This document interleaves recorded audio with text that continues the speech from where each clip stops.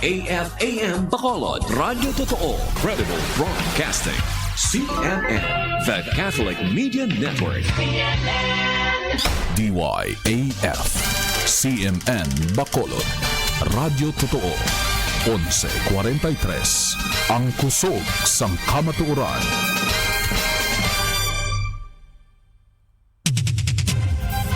Adsum Balita. Mga balita nga natipon halin sa mga parokya kag kapilya niya sang diocese sang Bacolod.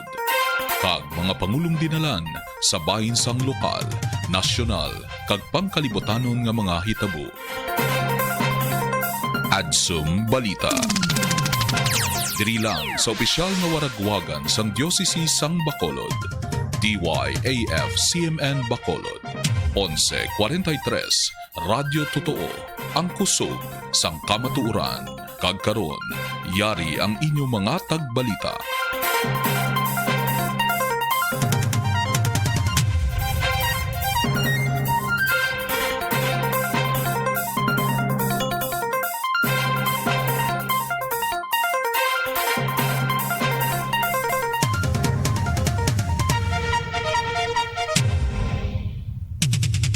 Mayong aga dahil sa isang Bacolod, mayong aga sa tanan nato nga tagpalamati, Nobyembre 3, 2020.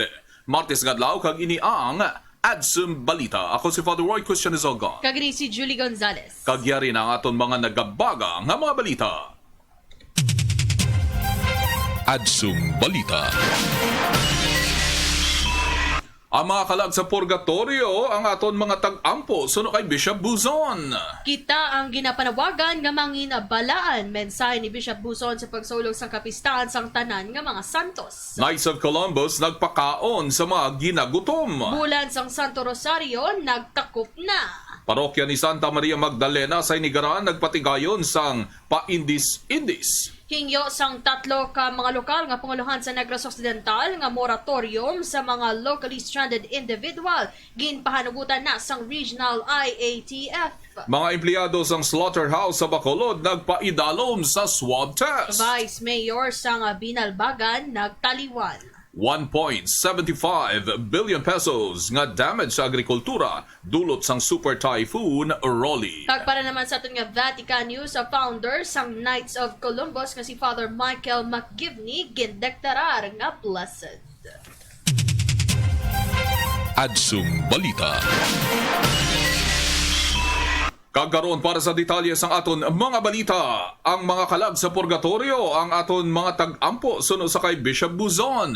Sa iya humilia sa pagsaulog sang adlaw sa mga kalag, ginhatagan sang igtalupangod ni Bishop Patricio Buzon, SDB Doctor of Divinity, ang debosyon sa mga balaan nga kalag sa purgatorio. Suno sa kay Bishop Buzon nga ang mga balaan nga kalag sa purgatorio, ang aton mga tag-ampo. Ginagda ni Bishop Buzon ang mga tumuluo sa bugos na dioceses sa paghalad sa mga pagpangamuyo para sa mga kalag.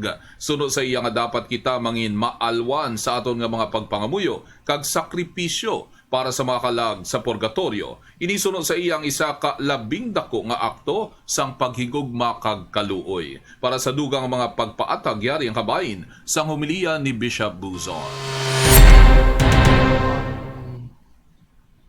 Or the teaching on the purgatory is very clear, and it has been a tradition in the church from the very start. We know from the scriptures na ang makasulod lang sa ginharian sang Dios amo ang tinlo nga takos makigupod sa Dios. So ang tanan nga nagkalamatay nga na tinluan gid sa ila sala, napatawad ila mga sala kag ara sila sa grasya sang Dios, amo ang makasulod sa langit. Pero kabalo kita nga iban, hindi lang iban damo sa aton na mapatay waay man gid mortal nga sala, kundi may mga sala nga gagmay nga hindi pa gid na nabayaran naton diri sa duta. Amo na nga the doctrine on purgatory is very much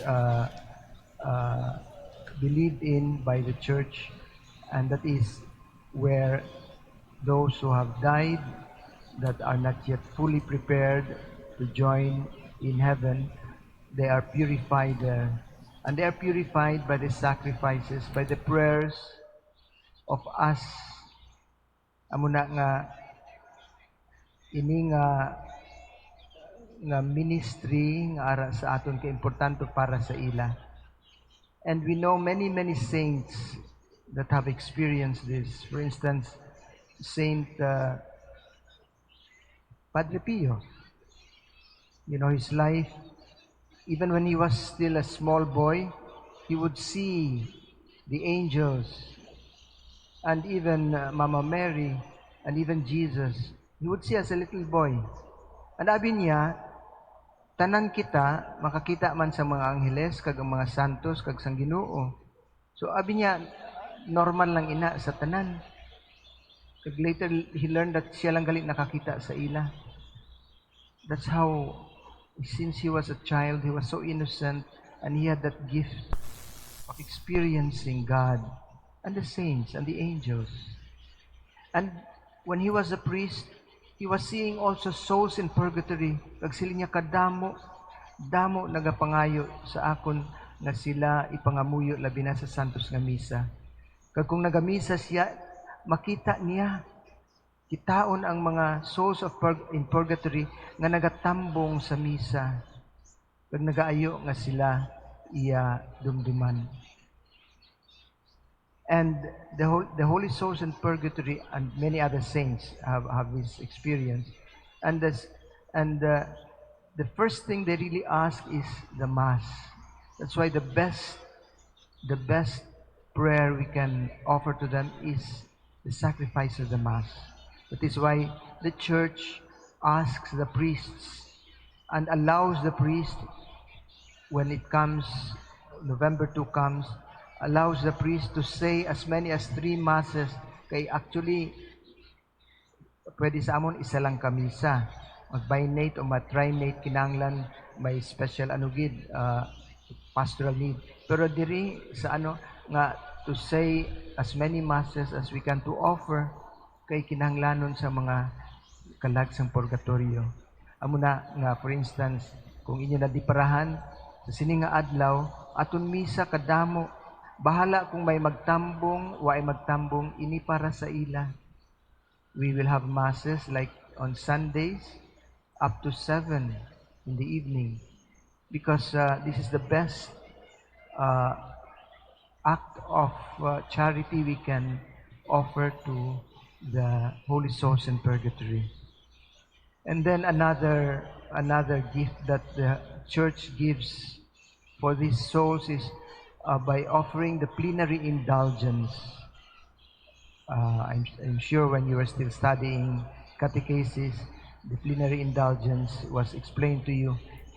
You know that the Church has been given by Jesus himself that authority, that power to forgive sins.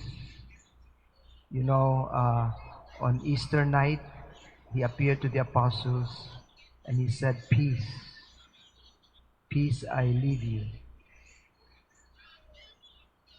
I send you the Spirit so that whosoever sins you forgive will be forgiven. Whosoever sins you retain will be retained." Kaga, that power is, we are making much use of that power in confession, but also with indulgences. Nga, ang mga sala pwede mapanas, kag ang bunga sang sala nga mo ang kasakit, kag mga purifying experiences, mapanas sina. So, we can apply the plenary indulgence. When you say plenary, tanan gid mapanas. We can apply the plenary indulgence for the dead when we follow the instructions. Originally, ang plenary indulgence ginahatag ini on the feast of All Souls Day, pero gin-extend sang simbahan from All Souls Day up to November 8 na maka-obtain kita sang plenary indulgence para sa mga kalag sang purgatorio. Pero sa sini nga tuig last month, we were very happy to learn from the Vatican that the Holy Father extended the plenary indulgence, the obtaining of plenary indulgence for the whole month of November. Kag paano naton ina mabaton ang plenary indulgence kag ma-apply ini sa mga aton nga mga pinalangga nga nagkalamatay nga ara sa purgatorio. When we visit the cemetery, we can obtain the plenary indulgence for the dead. When we visit churches, and then magapangamuyo kita para sa ila, especially the best would be through the mass. For instance, right now, you can obtain the plenary indulgence for the souls in purgatory, and you can apply yung mga pinalangga niyo, ginikanan ninyo, relatives ninyo. You can apply, and then importante that you are in the state of grace. So mas maayo kung within this month makakumpisar kamo, dasun makakalawat kamo, and then that you say a special prayer for the intentions of the Holy Father. Generally we pray the one Our Father, one Hail Mary, and one Glory Be.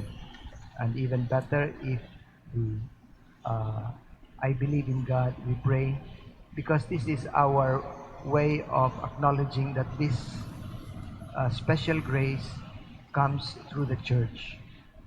So so I hope that we are generous in these days, especially in this month nga gin-extend, to really pray for the souls in purgatory.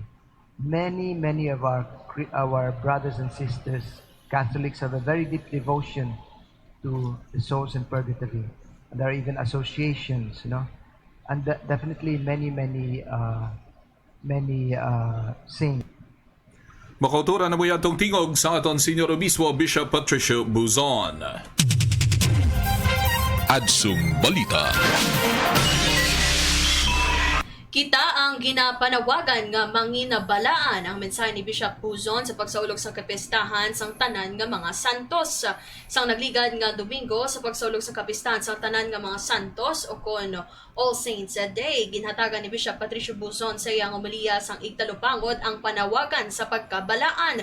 Sunod sa iyang ang labing importante nga mensahe sang kapistahan sang tanan nga mga santos amo ang panawagan nga manginabalaan. Sunod sa kay Bishop Buzon nga ang tanan na ginatawag nga manginabalaan patag sang obispo nga paagi sa bunyag ang katawhan ang nagbaton sang kabuhi sa Ginoo kag nangin isa sa lawas si Kristo nga amo ang simbahan kag nangin anak sang Dios. Dugang pa ni Bishop Buzon nga bangod kita mga anak sang Dios, kita man ang ginatawag nga mangin kaangay sang Dios nga balaan.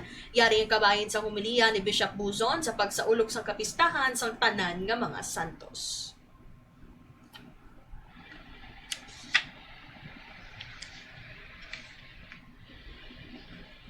Kag amo para sa akon amo ni pinaka-importante nga mensahe sang atong kapistahan. The universal call to holiness. Kaya hindi lang sila luyag sang Diyos nga mangin santo, kundi kita tanan ginatawag nga mangin santo.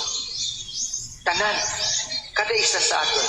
Nga bangod kaysa aton bunyag, kita nangin kaisa ni Jesus. We have been incorporated to Jesus in His body, the church. Kag nangin, kay nabato naton ang kabuhi sang Diyos, the sanctifying grace, kita nangin mga anak sang Diyos.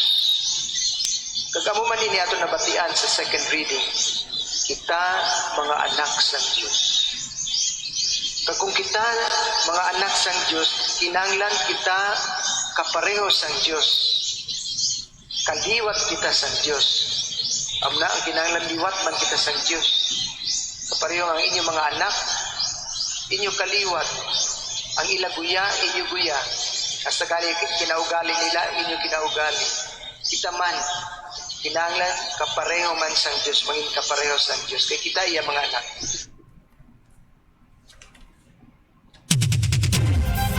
Adsum Balita.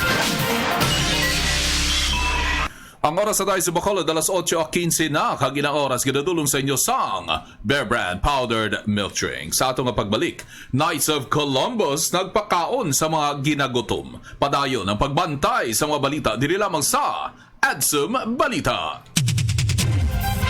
Adsum Balita.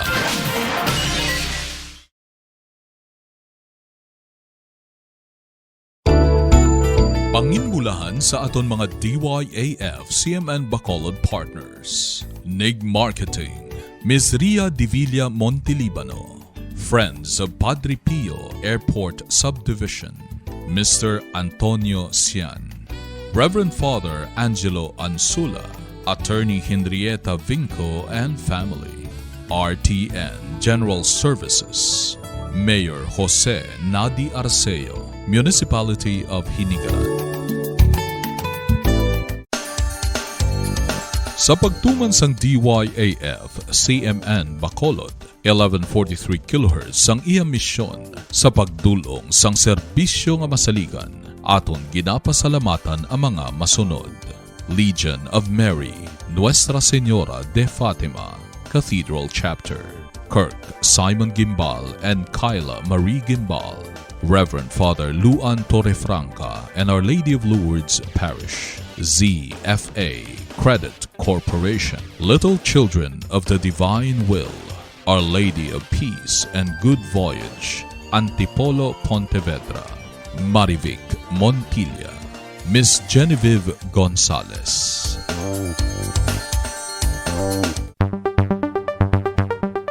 Sa pagtuman sang DYAF CMN Bacolod, 1143 kHz sang iya misyon sa pagdulong sang serbisyo nga masaligan, aton ginapasalamatan ang mga masunod. Mr. Jaime Deriada, Red Mahogany Lumber, Barangay Singkang Airport, Maria Rosario Sola, Myrna Dezabelle, Mergy Henobis and family, Evelyn Totenko, Little Children of the Divine Will, Sumag Sanacol Group, Little Children of the Divine Will, Redemptorist Sanacol Group. Sa pagtuman sang DYAF CMN Bacolod, 1143 kHz sang iya misyon sa pagdulong sang serbisyo nga masaligan, aton ginapasalamatan ang mga masunod.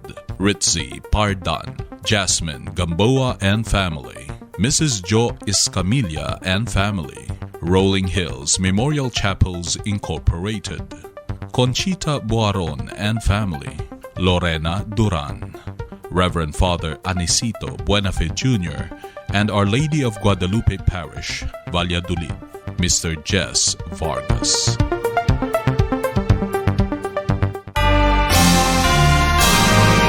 Sa pagtuman sang DYAF CMN Bacolod, 1143 kHz sang iya misyon sa pagdulong sang serbisyo nga masaligan, aton ginapasalamatan ang mga masunod.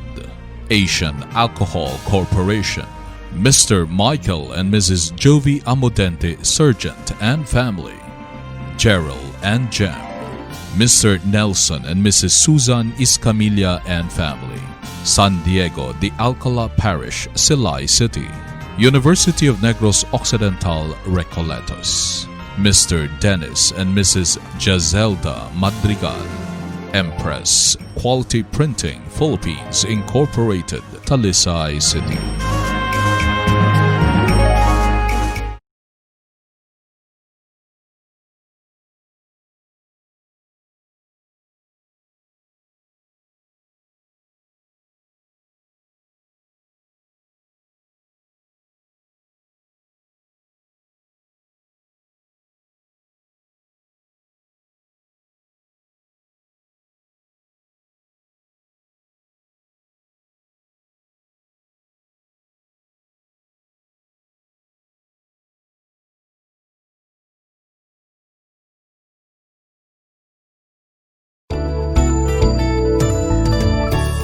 Sa pagtuman sang DYAF CMN Bacolod, 1143 kHz sang iya misyon sa pagdulong sang serbisyo nga masaligan, aton ginapasalamatan ang mga masunod. Mayor Neil Lezares, Thelma and Anna Marie Palermo and family. Bacolod City Water District, Attorney Hermilo Pauyon, Teresita Uy, Reverend Father Roel Hundos, Congregation of Augustinian Missionaries of the Philippines, Bishop Emeritus Vicente M. Navarra, Doctor of Divinity.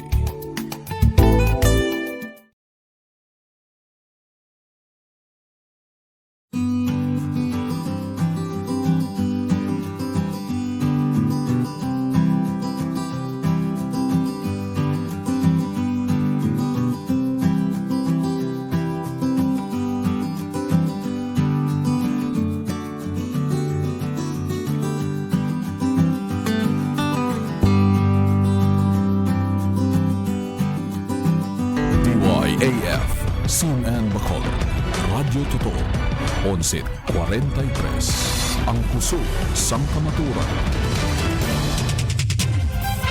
Adsum Balita. Pabalik sa atong balitaan at sa Balita Morning Edition ng oras sa Dice Bacolod, alas 8:21 na. Kagangaton mga balita, ginadulong sa inyo sang Bear Brand Powdered Milk Drink. Knights of Columbus nagpakaon sa mga ginagutom. Nagpatigayon sa isa ka feeding program ang Knights of Columbus Bacolod Mother Council 3348 sa Bishop's House para sa mga nagapangalimos sa palibot sang duog. Ang mga food packs ang nagikan sa KC, FAPI, Western Visayas Armors. Inisunod sa payag ni Grand Knight Raimundo Mangante. Ang aktibidad ang gintambungan man sang area manager nga si Mr. Renerio Ganzon sa pagbulik patigayon sang feeding activity. Ginabi-abi naman ni Reverend Father Vince Nigel Camarines sang San Sebastian Parish kag subong man ging pangunahan ang pagbindisyon para sa hilikoton. Ang hilikoton ang naangot naman sa beatification sang founder sang Knights of Columbus, Father Michael McGivney. Si Father Michael McGivney ang nangin blessed na matapos ang isa ka special mass nga giniwat sa Cathedral of St. Joseph sa Hartford, Connecticut, USA sa nagligad nga Oktubre 31. Adsum Balita. Kag sa iban nga balita, bulan sang Santo Rosario ang gintakpan na. Gintakpan na sang Diocese sang Bacolod ang bulan sang Santo Rosario sa nagligad nga Oktubre 31 pagi sa nagkalain-lain nga mahilikoton kaangay sang Living Rosary sa pila ka mga parokya kagapilinya sang Diocese. Kaangay nga nagpatigayon sang Living Rosary ang Santa Helena Chaplaincy sa Patikwe, Hinigaran bilang pagtakop sa bulan sang Santo Rosario. Ang pagpasidungog sa mahal nga iloy ang ginpangunahan sang ilang chaplain, Reverend Father Samuel John Tanyoso, kaupo ng Parish Pastoral Council kag Lomas. Inihangin tampungan man sa mga pamuno sang 7 ka mga barangay nga sakop sang kapilyaniya. Samtang mga Living Rosary nga ginpatigayon ang nagsunod naman sa gihapon sa mga basic health protocols, bawod nga napaidalom pa ang probinsya sa Negros Occidental sa Modified General Community Quarantine, samtang Bacolod naman ang napaidalom pa sa General Community Quarantine. Adsum Balita. Parokya ni Santa Maria Magdalena sa Hinigaran nagpatigayon sang paindis-indis. Naglunsar sa isa ka costume contest para sa pagsaulog sang piyesta. Sang tanan ng mga santos ang parokya ni Santa Maria Magdalena sa Banwa sang Hinigaran. Ang Dress Your Faith St. Mary Magdalene Parish Costume Contest 2020 ang gipatigayon sa pagdumdum sa mga santos sa ilang kapistahan sa nagligad nga Nobyembre 1. Ang mga Hinigaranan ang nagpadala sang ilatagsa ka entry sa Facebook page sang parokya. Ang mga nagpasakop ang nagpadala sang ilang mga laragway nga may captions sarang makapasakop ang mga may luyag tubtob sa alas 6 sang gabi sa adlaw sang Nobyembre 5. Matapos ini iga-anunsyo na ang butuan sang mga entries. Ang among aktibidad ang ipatigayon sa parokya ang may tinutuyo nga magpatubo ka magpasandyog sang matinuohon nga partisipasyon kag isa man ka maayo nga pamaagi sa paghibalo sang kabuhi sa mga santos kanangin modelo sang pagtuo. Subong man ini ang may tuyo sa pagpadalong pagid sang relasyon sa Dios ka magdala sang katawan sa pagkilala, pagtuon kapag hangop sang kabuhi sa mga santos. Adsum Balita.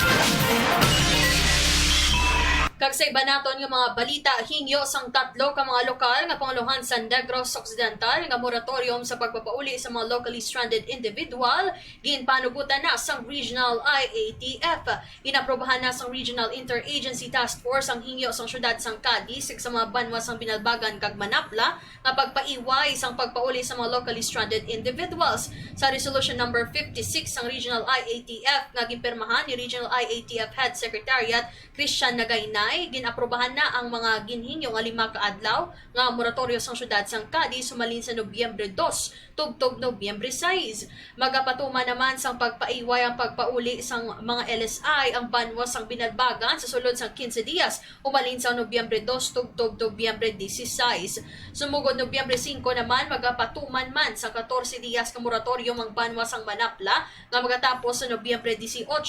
Ang paghinyo sang moratorium sa mga lokal nga panguluhan ang naangot sa paghatag sang tion para sa pagbakante kag paghalog sang tagsa nila ka mga quarantine facilities kag paghanda sa panibago naman nga batch sa mga LSI nga mag-aabot. Una, ginaprobahan sa Regional IATF ang hingyo sang moratorium sa syudad sang Bago, San Carlos kag Victorias.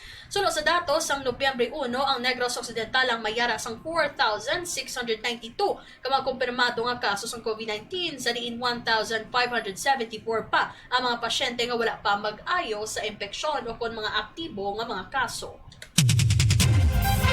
Adsum Balita.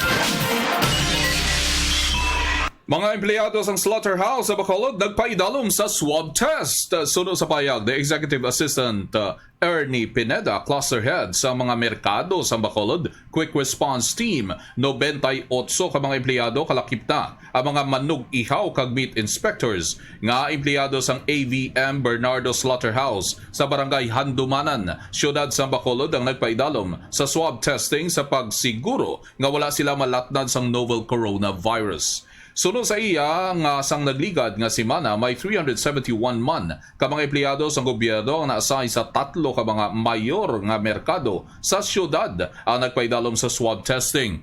Ginapaabot nga magwa na ang resulta sa mga swab test sa Huwebes. Ang mga magapositibo ang igadalon sa mga quarantine facility sang syudad.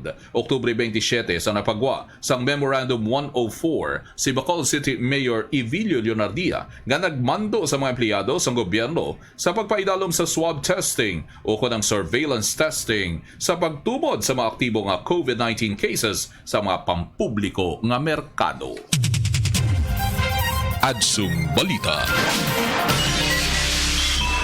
Kaga Vice Mayor sang banwa sang Binalbagan ang nagtaliwan na. Ginkumpirma ni Binalbagan Mayor Alejandro Mirazol ang pagtaliwan ni Binalbagan Vice Mayor Samuel Gabaran sang Lunes, Nobyembre 2. Sunod kay Mirazol nga siyang ginpahibalong ang Vice Alcalde nga taliwan sang alas 3 sang kaagahon sang Lunes sa ilang puloy-an. Ang Vice Mayor ang nagmasakit sa sulod sang kapin isa na katuig matapos na nakagwa na siya sa ospital sa Bacolod bangod sang komplikasyon dulot sa niya sakit sa kidney. Sunod kay Mirasol nga ipatuman ang rule of succession kag magabulo sa nagtaliwan nga Vice Alcalde ang nagapanguna nga miyembro sang Sangguniang Bayan nga si Yours Inodeo. Adsum Balita.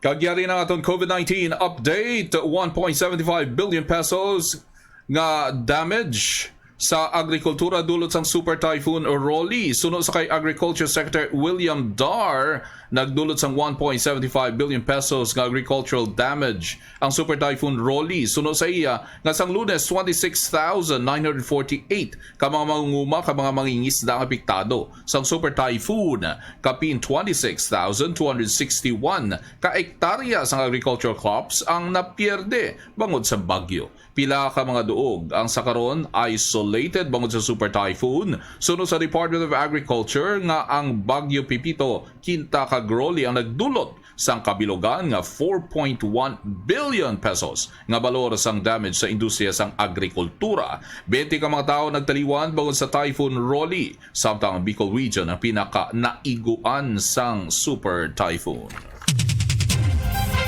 Adsum Balita. Kadto naman kita sa mga update gikan sa Vatican, ini ang aton nga Adsum Vatican News. Balita sang pangkalibutanon nga simbahan. News from Rome. Vatican News.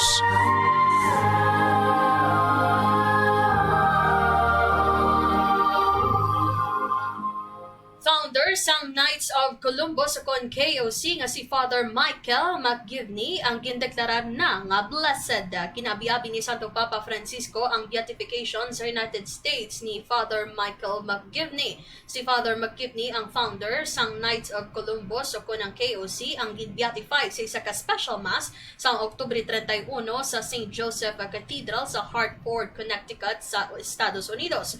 Gintukod niya ang KOC sang tuig 1882 sa nga parokya sa New Haven, Connecticut. Ang Fraternal Charitable Organization nga KOC ang sa karon may yara na sang masobra sa 2 ka milyon ka mga katapo sa may 16,000 ka mga local chapters nga nalatnag sa bug-os nga kalibutan. Balita sang pangkalibutanon nga simbahan. News from Rome. Vatican News.